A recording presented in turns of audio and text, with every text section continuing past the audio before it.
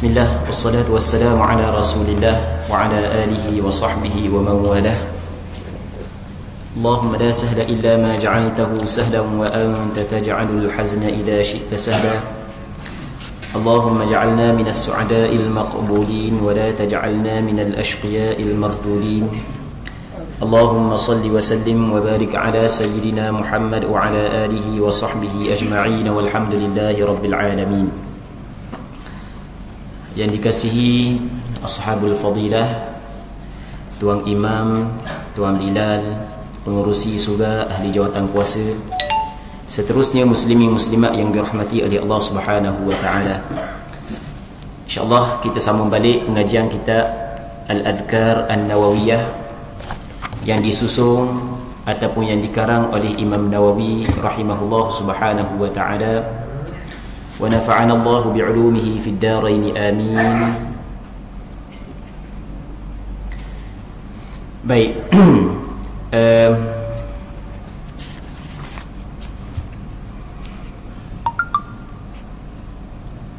Kata Imam Nawawi rahimahullah subhanahu wa ta'ala, wa nafa'ana Allah bi'ulumihi fid darain amin. Hamba kena tengok orang Arab dulu, sebab yang terjemahan Melayu ni ada juga kita tak faham. Jadi Allah Rabbi, kita lebih faham orang Arab berbanding dengan orang Melayu. Bukan orang yang misi bahasa Arab dah, bukan. Tapi benda kadang-kadang terjemahan ni, kita buku terjemahan kadang-kadang dia tidak sampai maksud. Dia terjemahan dia ada dua. Yang pertamanya dipanggil terjemahan harfiah, yang keduanya terjemahan bebas. Allah Rabbi. Okey, kita cerita sikit Yang pertama nama dia terjemahan harfiah.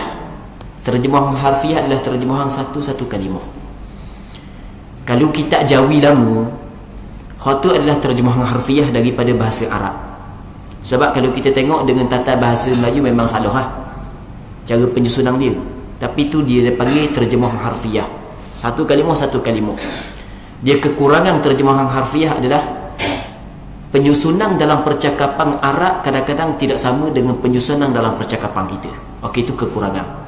Tapi bagi orang yang nak mendalami bahasa Arab, terjemahan harfiah memang cukup penting, kerana dia membantu kepada dia memahami makna setiap kalimah. Yang keduanya terjemahan bebas. Ia terjemahan bebas ni ambil maksud. Kadang-kadang tak sampai maksud. Allah Rabbi. Kan hamba pun banyak juga guna kitab-kitab ataupun buku terjemahan yang diterjemah oleh sebahagian daripada ustaz-ustaz ataupun sahabat-sahabat. Tapi memang kita tengok Allah Rabbi, memang kadang-kadang lari maksud. Dan hak yang teruk lagi, memang ada buku, tak ingat silap, buku fiqh sirah yang dikarang oleh Syekh Dr. Muhammad Sa'id Ramadan Al-Buti, juzuk yang ke berapa tak tahu, memang teruk sungguh, lari terus. Benda hak yang Arab lain, hak terjemah lain tak sekarang. Sebab abang buku orang Arab, buku ada depan, tapi kita tengok hak Arab juga. Oleh kerana hak Arab ni kita mudah faham berbanding dengan hak Jawi. Bukan kata kita pandai sangat Arab, tapi boleh koho-koho. Kau nak cakap Arab tu boleh Baik. Okey. Jadi kata dia, kita sambung balik pengajian kita Al-Adhkar An-Nawawiyah. Kata Imam Nawawi rahimahullah subhanahu wa ta'ala, wa nafa'ana Allah bi'ulumihi fid darain amin. Dia kata, amma ba'd, faqad qala Allahul azim al-azizul hakim, fadhkuruni adhkurkum, wa qala ta'ala, wa ma khalaqtul jinna wal insa illa liya'budun. Fa'ulima bihadha anna min afdali أو أفضل حال العبد ذكره لرب العالمين واشتغاله بالأذكار الواردة عن رسول الله صلى الله عليه وسلم سيد المرسلين. Kata Imam Nawawi rahimahullah subhanahu wa ta'ala, adapun selepas daripada itu, dia mari perkataan amma ba'd, bahasa Arab amma ba'd ataupun wa ba'du. Kalau terjemahan kepada bahasa kita adalah adapun selepas daripada itu. Dia amma ba'd, ulama meletakkan nama perkataan tersebut dinamakan sebagai faslul khitab, nama dia. Dan itu adalah di antara sunnah Rasulullah sallallahu alaihi wasallam. Yang mana kita kena tahulah, kita kalau kita duk dengar khatib baca khutbah, khatib kata amma ba'd, sebenarnya khatib saat itu melakukan ataupun menuturkan apa perkara yang pernah dituturkan, pernah dikatakan, pernah ditulis oleh Nabi sallallahu alaihi wasallam. Bukan saja-saja. Sama juga kalau kita baca khutbah. Biasa gitu kan, kita baca khutbah, kita ada ucap perkataan amma ba'd. Kalau kita ucap saja tidak qasad untuk ikut Nabi sallallahu alaihi wasallam, tak adalah ganjaran pahala. Tapi kalau kita qasad untuk ikut Rasulullah, yang mana Rasulullah setiap khutbah dia, setiap tulisan dia ada perkataan amma ba'd, maka ada ganjaran pahala untuk kita.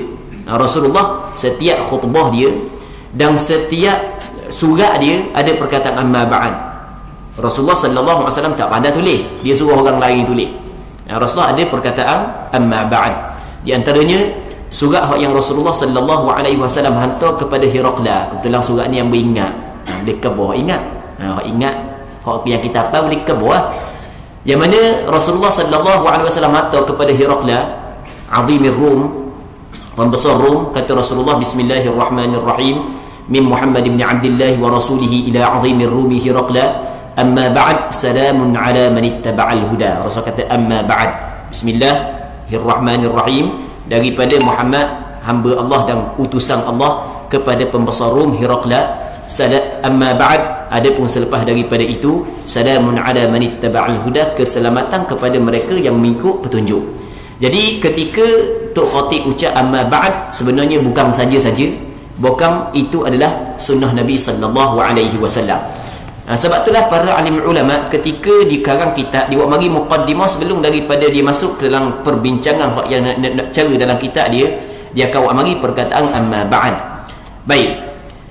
Katanya Allah yang Maha Agung, perkasa dan bijaksana telah berfirman, fadhkuruni adhkurkum. Imam Nawawi dalam muqaddimah, oleh kerana kitab dia ni nak cerita tentang zikir-zikir yang warid daripada Nabi sallallahu alaihi wasallam, maka yang pertama sekali dia ambil ayat Quran, yang mana ayat Quran tersebut menjelaskan kelebihan berzikir. Fadhkuruni adhkurkum. Mu sebut, maksudnya ingatlah, sebutlah aku, nescaya aku pun akan mengingat ataupun menyebutmu. Allah Rabbi. Ketika mana hamba Allah Ta'ala menyebut Allah, ingat kepada Allah, maka Allah Ta'ala sebut balik ke dia, Allah Ta'ala ingat balik ke dia. Allah Rabbi. Besar ganjarannya, hebat.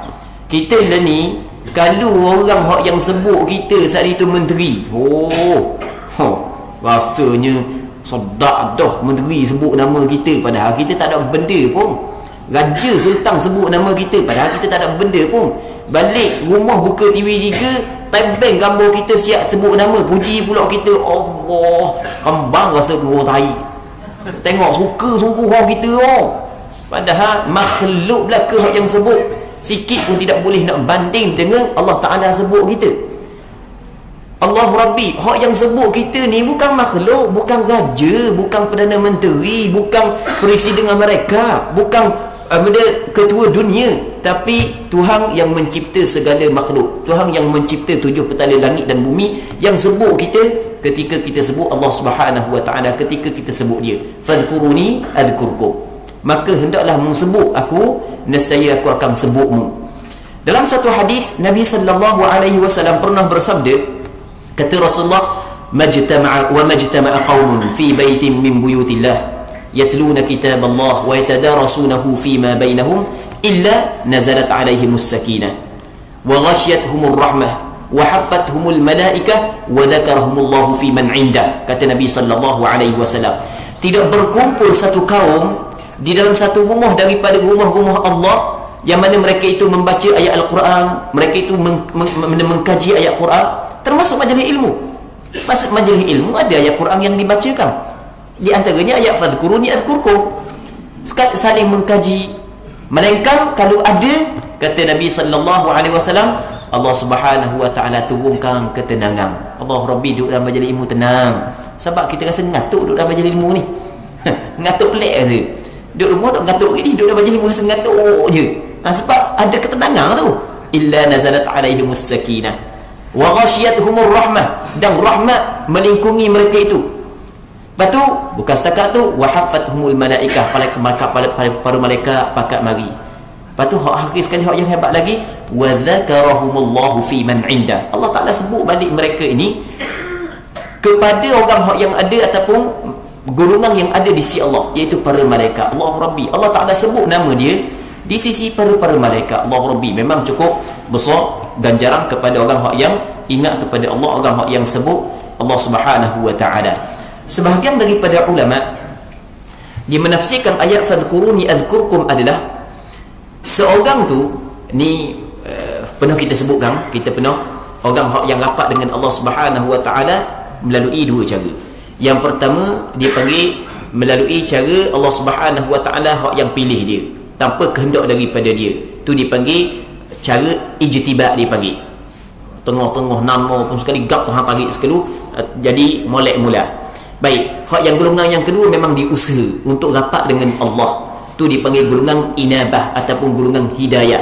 Yang mana kedua golongan tersebut Allah Subhanahu wa taala khabar dalam Al-Quran, Allahu yajtabi ilaihi man yasha wa yahdi ilaihi man yunib. Allah Taala memilih kepadanya mereka yang Allah Taala kehendaki.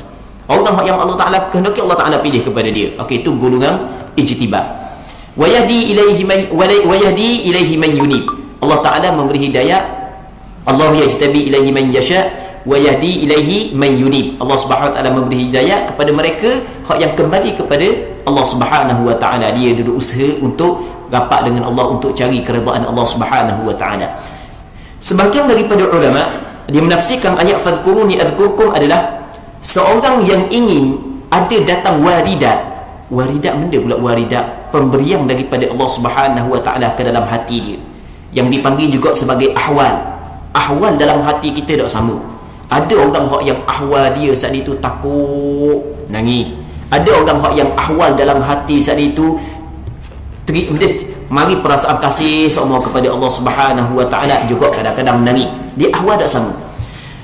Kekuatan ahwal yang dapat ataupun yang mari dalam hati, kata sebahagian daripada ulama, adalah melalui dia ingat kepada Allah. Kerana Allah Ta'ala kata dalam Al-Quran, fadhkuruni adzkurkum. Mu ingat kepadaku, aku ingat balik kepadamu. Maksudnya aku datangkan ahwal ke dalam hatimu. Okey, itu menurut pandangan sebahagian daripada ulama. Baik, Allah Subhanahu wa taala berfirman, wa ma khalaqtul jinna wal insa illa liya'budun. Artinya, tidaklah aku menciptakan jin dan manusia melainkan supaya mereka itu menyembah aku. Itu hak yang Allah Ta'ala ciptakan kita, jin dan manusia, supaya kita menyembah, kita beribadat, kita mengabdikan diri kepada Allah Subhanahu wa ta'ala. Allah Rabbi, Allah Subhanahu wa ta'ala kuasa menjadikan semua hamba beribadat kepada dia. Tak ada seorang pun yang melakukan maksiat. Allah Ta'ala kuasa. Sebab itulah dalam surah Al-Ins, bukan surah As-Sajdah, setiap pagi Jumaat tu imam duk baca. Rasanya sini memang baca kot. Dah kan Pahisyak dia baca Quran, subuh Jumaat dia baca hak sunnah. Kan gitu kan? Rakaat pertama kan kita baca surah Sajdah kan? Di antara ayat yang dalam surah Sajdah Allah Taala kata lagu mana? Walau syi'na la ataina kulla nafsin hudaha. Tapi walakin haqqal qawlu minni la amla'anna jahannama minal jinnati wan nasi ajma'in. Walau syi'na, sekiranya kami berkehendak, pasti kami la ataina kulla nafsin hudaha, kami akan bagi petunjuk belaka. Tak ada seorang pun kami sesatkan. Semua kami bagi petunjuk belaka. Semua jadi hamba Allah Ta'ala belaka. Semuanya mengabdikan diri kepada Allah. Tak ada seorang pun yang melakukan maksiat. Tak ada seorang pun yang kufur. Tapi walakin haqqal qawlu minni la amla'anna jahannama minal jinnati wan nasi ajma'in.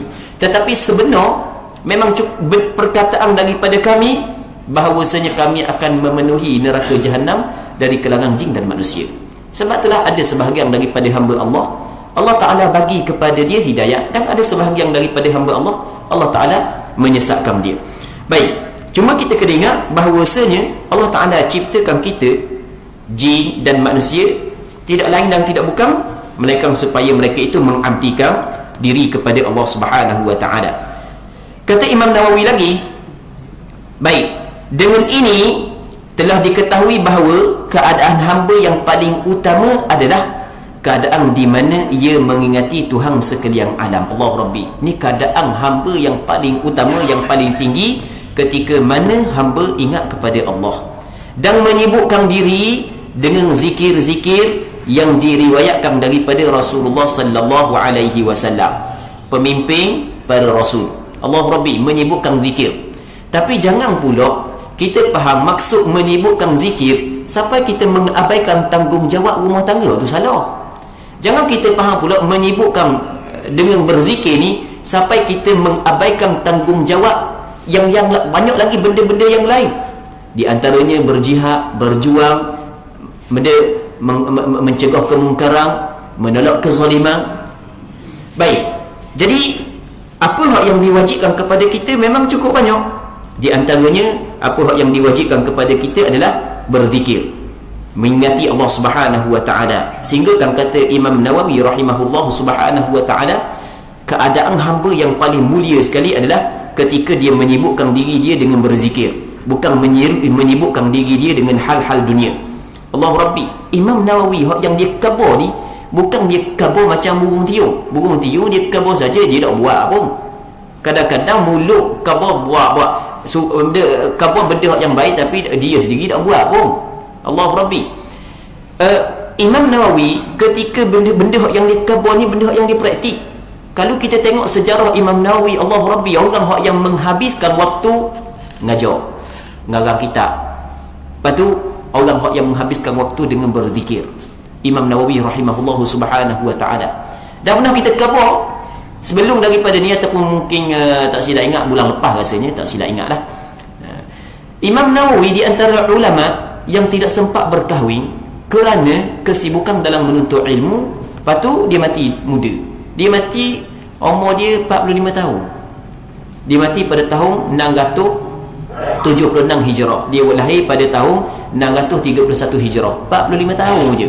45 tahun kita khabar dah dengan pengiraan tahun Islam. Kalau pengiraan tahun orang putih tak siapa pun 45 tahun, mungkin 43 tahun setengah, lebih kurang gitu je. Kalau pengiraan kan kita ni kan umur berapa? 60 tu tahun mana pak? Tahun Masihiyah. Kalau tahun Islam bukan 60 pak, 62 dah. Jangan kata 3 tahun lagi nak cukup umur Ghalib, setahun lagi nak cukup umur Ghalib.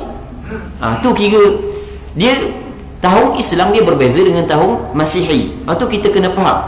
Sebab itulah ketika kita tengok ada hukum yang berkait dengan tahun, kita jangan kira dengan tahun Masihi. Kalau kita kira dengan tahun Masihi, memang akan terjadi kesilapan yang besar dalam pelaksanaan hukum. Yang mana pernah bersebut sebelum daripada ni, contohnya adalah masalah zakat. Ada sebahagian daripada ahli perniagaan di tempat kita, dia saat itu bagus keluar zakat setiap tahun, tapi cara keluar zakat tu tak kena. Mana? Dia keluar setiap 1 Januari. Setiap 1 Januari keluar zakat, bagus dah keluar zakat, tapi cara tak kena. Cara tak kena lagu mana? Pengiraan haul bukan dikirakan dengan tahun Masihi. Dia kena kira dengan tahun Hijriyah. Dia tidak boleh buat setiap 1 Januari keluar zakat, kira setahun situ, tak boleh. Sebab dia kalau dia buat lagu tu dalam tempoh 30 tahun, setahun dia tak akan keluar zakat. Sebab 30 tahun Masihiyah dia menyamai lebih kurang 31 tahun Hijriyah. Okey, kan jauh beza tu kan. Allah Rabbi, setahun dah keluar zakat. Katanya dengan ini telah diketahui bahawa keadaan hamba yang paling utama adalah keadaan di mana ia mengingati Tuhan sekalian alam dan menyibukkan diri dengan zikir-zikir yang diriwayatkan daripada Rasulullah sallallahu alaihi wasallam, pemimpin para rasul. Kita pada hari ini, kalau kita jatuh hati kepada seorang, lepas tu yang mana siang malam kita dah ingat ke dia, contoh biar orang tua belaka pun, tapi orang tua dah gila ke orang puang, jangan main lebih orang muda kadang-kadang. Jangan main. Amba pernah jumpa dah meroyak tu, pernah jumpa dah orang tua tu, Allah Rabbi, mungkin dia mati dah, tapi kita sebagai itu je, tak ada sikit pun hati nak menghina dia sebab kawan kita juga. Umur 80 dah. Orang faham. Kebetulan hari tu bini dia mati lama sekali, lama dah. Lepas tu dia pergi pondok Pasir Tumbuh. Nak cerita, pergi pondok Pasir Tumbuh. Okey, tak apalah, pergi pondok Pasir Tumbuh. Amba masa tu duduk belajar pondok tani. Lepas tu amba balik pondok Pasir Tumbuh, beli kereta baru duduk sekarang, tapi dah tua dah, nak bawa kereta dah, minta tolong amba bawa kereta, biarlah kita tolong dia. Lepas tu dia kata ada seorang bujang tu, Allah, kenang sungguh, janda. Kenang sungguh kata. Bukan setakat kenang, minta nombor telefon, Pukul 4 pagi duk mesej lagi masa tu WhatsApp dak tu. Pukul 4 pagi Allah kita kata Allah orang muda orang tua. Dah kita kata direct depan direct Allah kata Allah orang muda gila kau orang puang dia kata gitu dah lama bini tak ada sedia dah kata. Okey tak apalah kena ke dia. Cuma kita nak kawan ni. Kita ni kalau kita jatuh hati kepada seseorang, contoh orang puang lah mudah. Ya kareng sikit kan. Ya segar sikit. Jadi patut orang puang tu dia tahu kita duk ingat semua siang malam duk ingat ke dia. Kan dia gembira kan. Kita gitu kok. Kalau kita jatuh hati seorang orang puang tu kata siang malam duk ingat, duk ingat ke saya, duk ingat ke awak ni, duk ingat ke awak ni. Gembira dia. Kita gembira dia ingat kita gembira dia ingat dia gembira, kita ingat ke dia, dia juga gembira kalau kita ingat ke dia. Tu baru makhluk. Allah Rabbi. Begitu juga Allah Subhanahu wa taala, walillahil mathalul a'la. Allah Ta'ala amat-amat bergembira. Allah Ta'ala cukup suka kepada seorang hamba yang sentiasa mengingati Allah Subhanahu wa Ta'ala. Allah Rabbi. Baik. Katanya para ulama, kata Imam Nawawi, nak ceritalah sebab dia boleh bukukan kitab Al-Adhkar An-Nawawiyah ni. Dia kata para ulama telah menulis mengenai amalan siang dan malam. Dia ada amalan-amalan yang warid yang datang daripada Rasul. Baca ni pagi, baca ni petang, baca ni malam. Doa-doa, zikir-zikir dalam kitab-kitab yang banyak dan diketahui oleh pembaca ni. Allah Rabbi, memang cukup banyak kitab yang dikarang, yang mana kitab tersebut mengumpul segala doa wirid yang datang daripada Nabi sallallahu alaihi wasallam. Akan tetapi terlalu panjang dengan sanak-sanak dan pengulangan-pengulangan sehingga berkuranglah semangat orang-orang untuk mempelajarinya. Jadi kalau kita tanya soalan gitulah, kalau kita tanya Manawi, dah apa dah buat kita ni? Padahal kita sebelum ni banyak lagi dah kan? Maksud banyak dah kan? Allah cukup ada dah kitab sebelum ni. Kitab yang berkaitan dengan zikir memang cukup banyak. Kitab yang berkaitan dengan doa memang cukup banyak, disusun oleh ulama-ulama yang sebelum daripada Imam Nawawi. Tapi Imam Nawawi susung juga sebab dia tengok kitab sebelum daripada ni memang betul dia buat mari doa-doa daripada Rasulullah, wirid-wirid daripada Rasulullah, zikir-zikir daripada Rasulullah. Tapi ketika dia buat mari hadis, dia tak buang sanad. Jadi dia buat mari siap daripada sanad. Okey, dia ni ambil daripada siapa, jadi panjang. Kalau orang yang hemah tinggi tak ada masalah lah. Orang yang tak ada hemah ni tengok besar-besar malah nak baca Orang yang tak ada hemah ni Yang keduanya banyak pula duk cerita benda sama, 2-3 kali benda sama. Jadi orang yang ada hemah tak ada masalah dah. Kalau orang tak ada hemah, jadi tak ada dapat ambil manfaat Maka Imam Nawawi kata, kalau lagu tu aku kena buat satu penyusunan yang baru. Yang mana penyusunan yang baru saat itu tak ada lah benda ulang, benda sama, sanak-sanak aku dah letak apa semua sekali. Jadi kalau orang tengok pun rasa mudah. Bukan setakat orang pandai boleh mengambil manfaat, bahkan orang awam pun boleh ambil manfaat. Sebahagian daripada kitab, walaupun nama dia kitab berkenaan dengan zikir-zikir yang dikarang oleh ulama sebelum daripada ni, orang awam tidak boleh ambil manfaat. Mereka orang yang pandai saja boleh mengambil manfaat. Kerana ada di dalam kitab tersebut hadis yang dikenali sebagai hadis dhaif, kadang-kadang hadis syadidul dha'fi. Imam Nawawi adalah seorang ulama hadis. Memang dia saat itu mengambil berat tentang hadis. Imam Nawawi dia tidak akan meletak sama sekali dalam kitab dia hadis maudhu'. Dia tidak meletak hadis dhaif, melainkan dia akan kabur hadis ni dhaif. Kalau dia akan letak hadis yang boleh diterima, sama ada hadis sahih ataupun hadis hasan. Kalau letak juga hadis dhaif, dia akan kabur hadis dhaif. Walau bagaimanapun hadis dhaif menurut pandangan majoriti ulama boleh kita beramal dalam bab fadail. Baik. Seterusnya kata, maka saya bermaksud memudahkan hal ini bagi orang-orang yang menginginkannya. Lalu saya susun dalam kitab ini secara ringkas maksud yang saya sebutkan untuk mendekatkannya kepada orang yang memperhatikannya, dan saya tinggalkan sanad-sanad. Dia dalam hadis ni ada sanad dia kan. Warna pula sanad ni. Okey, gini kita nak cerita sanad sikit. Mungkin sebahagian daripada kita tahu dah sanad, tapi kita ceritalah pula sikit lagi sebab takut ada yang sebahagian lain tak tahu. Okey, kita cerita ambil start daripada zaman Rasulullah. Di zaman Nabi sallallahu alaihi wasallam, di zaman Rasulullah sallallahu alaihi wasallam melarang kebanyakan sahabat menulis apa yang keluar daripada mulut Rasulullah melainkan Al-Quran sahaja. Sehingga kan kata Rasulullah sallallahu alaihi wasallam, man kataba anni ghayra al-Quran falyamhu. Sesiapa yang tulis daripada aku selain daripada Quran, dia kena sapu, dia kena padang pula. Jadi hadis Rasulullah yang keluar daripada mulut Rasulullah tidak dibukukan oleh sahabat Nabi sallallahu alaihi wasallam. Hak yang dibukukan, hak yang ditulis tapi tidak dikumpul setepak mu tulis sikit aku tulis sikit, oni ingat adalah Al-Quran. Adapun hadis Rasulullah larang. Kebanyakan sahabat tak tulis. Mereka ada beberapa orang sahabat yang Rasul bagi izin. Di antaranya Abdullah bin Umar bin Al-As. Yang mana Abdullah bin Umar dia tulis belaka benda yang keluar daripada mulut Rasulullah. Ketika tujuan dia nak apa?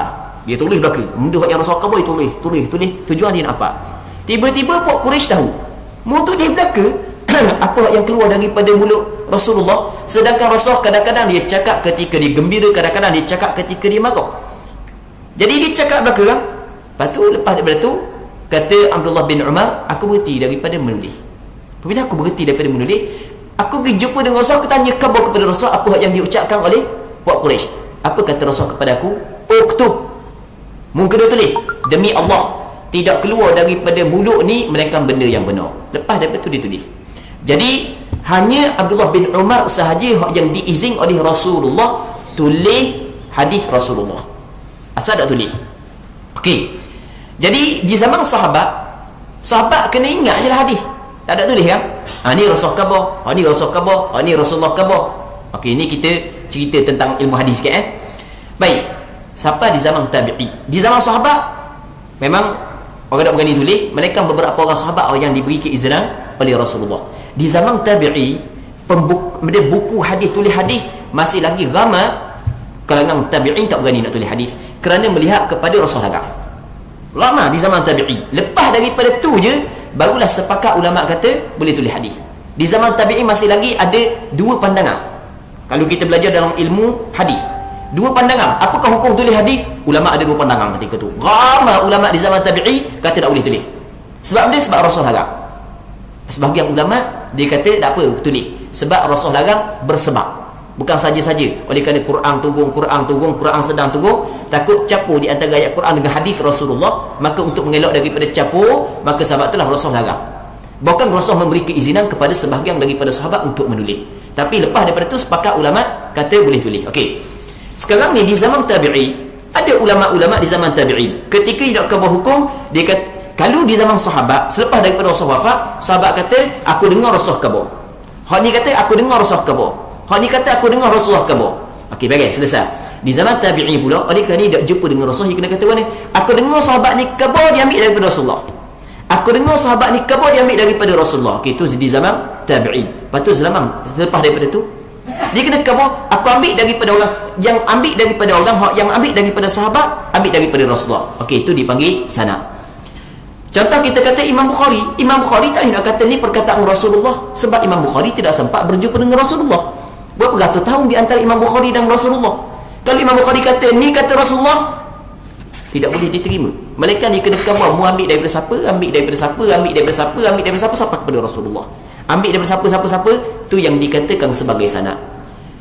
Lepas daripada tu, oleh kerana ada pula orang yang mengambil kesempatan kerana nak suruh orang suka kepada pembawakan dia, manhaj dia, kumpulan dia, nyereka pula hadis tak setarang dah. Nyereka hadis, mu reka aku reka, maka di situ wujudnya hadis maudhu', hadis palsu. Maka sebahagian dari maka ulama-ulama hadis cuba jangan tukar-tukar masing-masing mu kalau nak kata ni perkataan Rasulullah ambil daripada siapa, lepas tu dikaji betul tak dia ni berguru dengan orang ni, dang tak orang yang mengambil daripada siapa, kaji pula betul tak orang ni berguru dengan orang ni. Orang yang ambil tu ambil daripada siapa? Betul tak orang ni guru dengan orang ni. Lepas tu keadaan ingatan dia lagu mana, dia ambil kira belaka. Cakap pelawak ke dok, dia ambil kira belaka. Cukup lekat barulah dihukumkan hadis tersebut hadis sahih. Oh, kalau ada satu masalah, seorang perawi je ada masalah sikit, ingatan dia ada masalah, Allahu Rabbi, tidak diterima dah. Kalau bab ingatan ni, kalau kita belajar dalam ilmu hadis memang cukup kuat ingatan ulama hadis. Memang jauh lah dengan kita ni. Amba rasa kalau misalnya suruh ulang balik benda yang bekam ustaz daripada kuliah, bagus ni dengar. Rasa tak nak ulang. Tekan berapa kera je yang boleh ulang. Rasa tak nak ulang. Berbeza dengan ulama hadis. Allahu Rabbi, ingatan dia cukup kuat. Imam Bukhari ketika orang uji dia, masa Imam Bukhari masyhur ketika dia pergi ke negara Iraq, ulama-ulama hadis di negara Iraq tahu kedatangan Imam Bukhari. Datang Imam Bukhari kali 10 orang, dia bagi 10 hadis, dia tukar matang dengan sanad. Dalam satu majlis dia tanya Imam Bukhari, hadis ni Imam Bukhari tak tahu, hadis ni Imam Bukhari tak tahu sampai ke 100 hadis, 10 hadis orang, 100 hadis Imam Bukhari kata tak tahu. Lepas tu lepas daripada cukup 100, kata Imam Bukhari, hadis pertama hak yang mungkabar, matang sanad dia gini, matang dia gini. Hak betulnya sanad dia matang dia gini. Hadis kedua hak mungkabar, sanad dia gini, matang dia gini. Hak betulnya sanad dia gini, matang dia gini. Allah, sampai ke 100 hadis dia ulang balik. Kata ulama, bukan hak yang hebatnya dia boleh cerita hak yang betul. Hak hebatnya dia boleh khabar hak yang salah. Kalau hak yang dia boleh khabar hak betul, tak ada masalah, dia ingat dah. Hak ni dia dengar hak salah, dia boleh khabar balik hak salah. Dalam sekali dia dengar. Wah Rabbi, kuat ingatan dia. Itu ulama hadis. Itu sebagai contoh. Baik. Allah Rabbi. Jadi Imam Nawawi tak sebutlah sanad-sanad dia, tak sebut. Dan hadis yang ulang benda yang sama dia tak sebut, dia ambil je. Maka kata dia, lalu saya susung dalam kitab ini secara ringkas maksud yang saya sebutkan untuk mendekatkannya kepada orang yang memperhatikannya, dan saya tinggalkan sanad-sanad pada sebahagian besarnya sebab ia diperuntukkan bagi ahli ibadat, sedang mereka itu tidak ingin mengetahui sanad-sanadnya.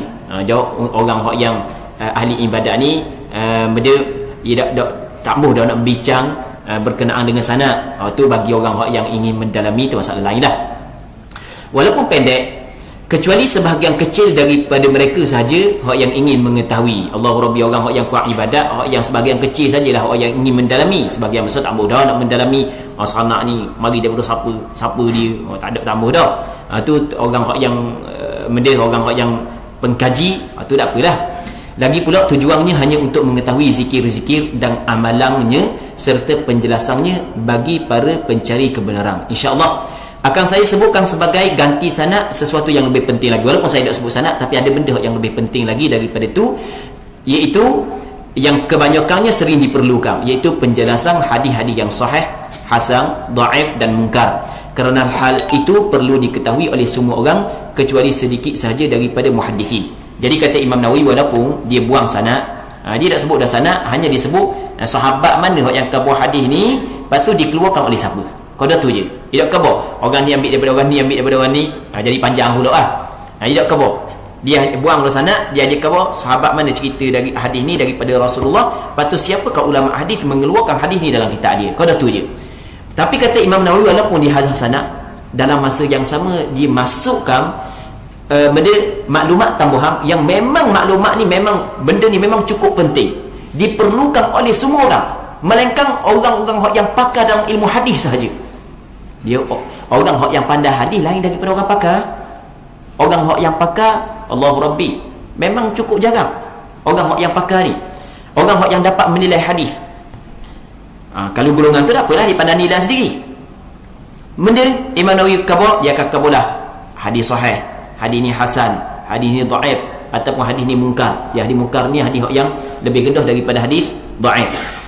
Hal ini adalah paling penting untuk diperhatikan dan diyakinkan oleh pelajar daripada pihak ahli-ahli hafal, orang yang mengapa serta teliti, orang yang ingin membuat penelitian, serta para imam, orang-orang alim yang pandai, dan saya tambahkan kepadanya insya-Allah sejumlah masalah berharga dalam ilmu hadis, berkaitan dengan fiqh, kaedah-kaedah penting, latihan-latihan rohani, serta tata cara yang perlu diketahui oleh orang-orang yang menjalaninya. Jadi dia akan khabar jugalah benda yang ada, benda yang penting dalam ilmu hadis dia akan khabar, ada benda yang penting dalam ilmu fiqh. Jadi ada juga hukum hakam yang dia akan khabar akan datang. Di antara dia akan khabar apakah hukum jawab salam. Orang dia kan, kita masalah salam, kita buat contohlah orang mengingat salam, kalau orang bagi salam dengan mulut Assalamualaikum, wajib kita jawab dengan Waalaikumsalam. Apakah hukum kalau orang bagi salam dengan kertas, orang tulis? Kalau kita ni orang hantar WhatsApp, orang hantar mesej Assalamualaikum, wajib dah kita jawab. Dia akan bincang panjang lebar, akan datang. Baik, saya sebutkan semuanya secara jelas sehingga mudah difahaminya bagi orang awam dan orang yang mempelajarinya.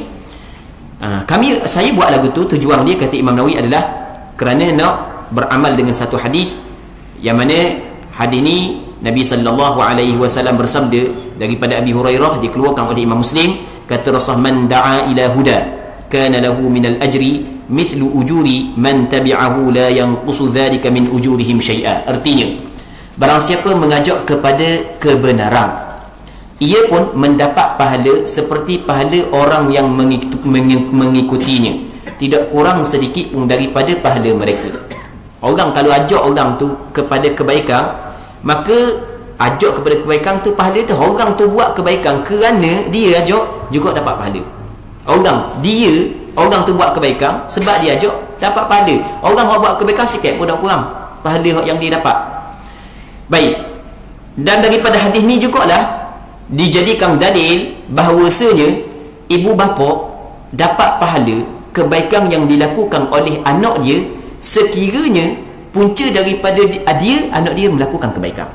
Okey, anak kita apabila dia melakukan kebaikan, adakah setiap kebaikan yang dia buat dapat pahala kita? Okey, biasa soalan yang diajukan. Sekarang ni ayah kita mati dah, mak kita mati dah, kita sembahyang, kita puasa, adakah pahala yang kita sembahyang, pahala kita puasa dapat juga kepada ayah kita, kepada mak kita? Kata ulama, tidak ada dalil yang menyebut hal tersebut secara terang. Tidak ada dalil yang menyebut hal tersebut secara terang, sama ada daripada Quran dan daripada hadis. Cuma yang ada masalah anak soleh yang berdoa untuk dia, itu ada. Cuma kata ulama, secara umumnya ada. Mana hadis ni? Sesiapa yang mengajak kepada huda, petunjuk. Jadi sekiranya punca dari kebaikan yang anak buat tu adalah punca daripada ayah dia dah suruh dia anak dia belajar, ayah dia lah, mak dia lah suruh anak dia belajar, mak dia lah yang memberi dorongan suruh anak dia jadi baik, sehingga anak dia jadi baik, maka setiap kebaikan yang dibuat oleh anak dapat sahang kepada ayah dan mak dia. Tapi kalau bukan punca daripada ayah anak jadi baik, maka bukanlah setiap kebaikan yang dibuat oleh anak dapat kepada ayah, melainkan doa anak. Itu lain. Okey, dua perkara yang berbeza. Itu kita kena tahu. Yang pertama adalah kalau sekiranya punca daripada ibu bapa dia anak dia jadi baik. Dok tekan start daripada kecil lagi. Rodang dak cakap nak rodang. Oh, anak dia nano. Allah Rabbi. Tapi oleh kerana kekuatan ayah dia ni, kekuatan keinginan yang cukup tinggi ayah dia ni untuk jadi anak dia baik, macam-macam usaha, tapi akhirnya Allah Rabbi jadi orang juga anak dia. Bukan setakat jadi orang, bahkan jagalah sembahyang bang. Maka setiap kebaikan yang anak dia buat ada sahang untuk ayah dia, dan anak dia sikit pun tidak dikurangkan ganjaran, ada sahang untuk ayah dia. Tapi kalau sebalik dia, ayah dia memang ada cara pun buat kebaikan-kebaikan ni, ikut mong aku sendiri pun tak sembahyang, kata ayah dia, ikut mong Bahkan ada sebahagian daripada tu marah pula. Kau pergi surah, pergi masjid, marah pula. Ada dalam masyarakat kita ni ada. Baik, tapi anak dia nabai juga, anak dia tebai juga, jadilah baik anak dia. Adakah setiap kebaikan yang dibuat oleh anak dia dapat sahang kepada ayah dia? Kata ulama tak. Sebab kebaikan tersebut bukan berpunca daripada ayah dia, melainkan kalau sekiranya anak dia berdoa untuk ayah, anak dia istighfar untuk ayah, anak dia bersedekah untuk ayah, maksudnya anak dia buat suatu benda yang khusus untuk ayah dia, barulah ada ganjaran pahala. Tapi kalau buat secara umum, bukan buat secara khusus, tidak ada sahang untuk ayah dia. Okey, dua perkara yang berbeza. Maka saya ingin menolong orang yang menyukai kebaikan. Allah Rabbi. Tu Imam Nawawi dia tengok hadis tu, dia buat kitab ni, dia sebenarnya nak benda saling membantu dalam hal yang baik. Maka saya ingin menolong orang yang menyukai kebaikan dengan memudahkan jalannya dan memberi isyarat kepadanya dan menjelaskan jalan itu serta menunjukkannya. Kemudian saya sebutkan dalam permulaan kitab fasal-fasal yang penting yang diperlukan oleh pengkaji kitab ini dan pembaca-pembaca lainnya. Allah Rabbi, sebelum daripada dia buat masuk ataupun dia cerita bab zikir-zikir, dia akan sebutlah benda yang penting. Mula-mula sekali bab ikhlas. Dia mari bab ikhlas dulu mula-mula sekali. Sebab banyak mana pun amalanmu seolah-olah gitulah, banyak mana amalanmu tapi kalau tak ada keikhlasan, haba'an mansura, habuk yang berterbangan, tak ada nilai sikit pun di sisi Allah Subhanahu wa taala. Nabi sallallahu alaihi wasallam bersabda dalam satu hadis yang sahih, kata Rasulullah, man amila amalan lay, kata Nabi sallallahu alaihi wasallam, innallaha la yaqbalu minal amali illa ma kana lahu khalisa. Allah Ta'ala tidak menerima daripada amalan yang dilakukan oleh hamba mereka betul-betul ikhlas kepada Allah Subhanahu wa Ta'ala. Dalam hadis kursi yang diriwayat oleh Imam Muslim, kata Allah Subhanahu wa Ta'ala, Allah Ta'ala berfirman, ana aghna syuraka'i 'ani syirki, aku adalah orang yang paling kaya untuk berkongsi dengan orang. Aku tidak perlu berkongsi. Sebab itulah kata Allah Ta'ala, man 'amila 'amalan asyraka fihi ghairi taraktuhu wa syarikah. Kalau sekiranya seorang tu beramal satu amalan yang dia berkongsi dalam amalan tersebut dengan orang lain, sedangkan aku orang yang paling kaya, aku tidak berhajat sikit untuk berkongsi, maka aku tinggalkan amalan tersebut kepada rakan kongsi. Maksudnya Allah Subhanahu wa Ta'ala tidak akan memberi ganjaran kepada kebaikan hak yang dia buat kerana tidak ada keikhlasan. Waktu hak yang mula-mula Imam Nawawi tekankan. Allah Rabbi. Kata ulama Imam Nawawi ni, kalau kita tengok dalam kitab Al-Adhkar An-Nawawiyah, Imam Nawawi buat sebut hadis yang mula-mula ataupun bab yang mula-mula adalah bab ikhlas. Dalam kitab Riyadhus Salihin karangan Imam Nawawi, bab mula-mula juga bab ikhlas. Dalam kitab hadis 40, hadis yang mula-mula adalah hadis innamal a'malu binniyat, hadis bab ikhlas. Imam Nawawi memang mengambil berat tentang keikhlasan. Dan Imam Nawawi, kata para alim ulama, di antara tanda keikhlasan Imam Nawawi adalah Allah Subhanahu wa Ta'ala menzahirkan bahawasanya apa hak yang dibuat oleh Imam Nawawi adalah benda hak yang diterima oleh Allah Subhanahu wa Ta'ala. Buktinya semua orang pakat guna kitab Imam Nawawi. Ini menunjuk bahawasanya ada keikhlasan yang tinggi di dalam hati Imam Nawawi ketika dia mengarang kitab, sehingga kan habis orang guna kitab dia. Padahal kalau kita tengok banyak lagi kitab hak yang hebat berbanding dengan kitab yang dibuat oleh Imam Nawawi. Tapi orang guna kitab Imam Nawawi, rasa sedap guna kitab Imam Nawawi, ada perasaan nak guna kitab Imam Nawawi. Ini menunjuk menjadi alamat keikhlasan Imam Nawawi. Allah Rabbi. Kata para alim ulama, di antara tanda, ini di antara tanda bahawasanya amalan tu diterima oleh Allah Subhanahu wa Ta'ala, kalau sekiranya dia itu berbentuk buku, adalah orang pakat terima. At-talaqi bil qabul nama dia. Orang pakat terima. Siapa bila orang pakat terima, itu juga menjadi tanda bahawasanya amalan dia diterima oleh Allah Subhanahu wa Ta'ala. Baik. Itu apa yang disebut oleh para alim ulama. Sebenarnya ada sandaran daripada hadis, tapi hadis jadi panjang, malah nak baca hadis panjang sangat. Sebenarnya ada hadis. Yang ulama kata gitu ada hadis, tapi hadis panjang. Memang cukup panjang. Baik. Katanya apabila maka saya ingin menolong orang yang menyukai kebaikan dengan memudahkan jalannya dan memberi isyarat kepadanya dan menjelaskan jalan itu serta menunjukkannya. Kemudian saya sebutkan dalam permulaan kitab fasal-fasal penting yang diperlukan oleh pengkaji kitab ini dan pembaca-pembaca lainnya. Apabila di antara sahabat ada yang tidak masyhur bagi orang yang tidak mengetahuinya, maka saya jelaskan dan saya katakan kami riwayat daripada fulan as-sahabi, agar supaya tidak diragukan persahabatannya. Jadi ada juga, dia sahabat dia terbagi kepada dua. Ada sahabat yang cukup masyhur, kita sebut nama kita kena ada. Abu Hurairah masyhur sahabat. Abu Sa'id Al-Khudri masyhur sahabat. Ada sahabat yang tak masyhur, ya kedua sahabat. Imam Nawawi takut orang yang baca kita saat itu ragu-ragu sahabat ke tak. Imam Nawawi, kalau sahabat tu tidak masyhur, Imam Nawawi letak lepas daripada nama dia as-sahabi. Ni adalah sahabat Nabi sallallahu alaihi wasallam. Tapi kita ni kadang-kadang hak yang masyhur di sisi ulama pun dah masyhur juga di kita. Sungguh. Kadang-kadang hak yang masyhur di sisi ulama, ni sahabat, tak kenal setarang kita. Tak kenal setarang nama sahabat. Rasanya kalau suruh ke apa? Sebut sahabat 10 hak yang dijanji syurga. Rasanya lebih daripada 50% tak lulu rasa kau. Tak lulu periksa malam ni. Cuba sebut sekali 10 orang sahabat yang dijanjikan syurga.